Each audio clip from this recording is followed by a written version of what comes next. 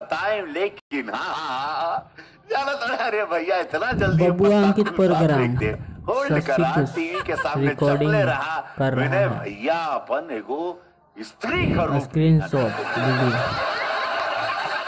यह बात Sa Re Ga Ma Pa little chance Bhojpuri में पहली बार। अद्भुत खेड़ा, अद्भुत मंच, अद्भुत कलाकार, अद्भुत गुरु, अद्भुत महागुरु और अद्भुतास एंकर।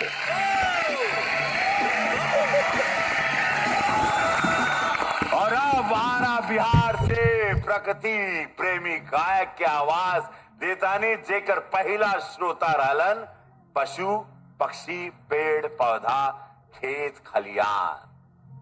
यह बा हमनी के भोजपुरी खाटी माटी के खुशबू खमक महक। बबुआ अंकित स्वागत बा तोहार।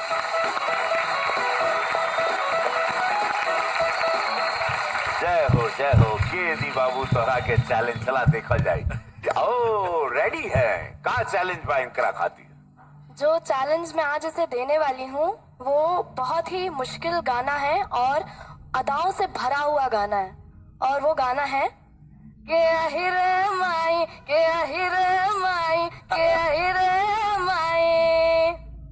मध्य प्रदेश रीवा से चैलेंज आइल बाटे। आहिरे माई ये लड़का तो डूब जाई। अरे बाबू रे बाबू। भैया सुनी ना, कहत तरी कि अहिरे माई अभी जानते नहीं कि यार अभी यार का करलो सन। सब लड़की मम्मी बुझाइबे ना करी के का हो।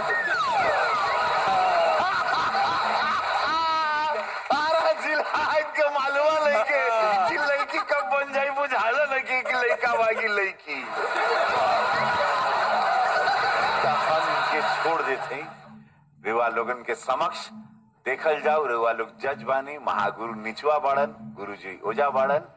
इ लड़का के अंदर अर्धनारेश्वर का शक्ति आवता कि ना?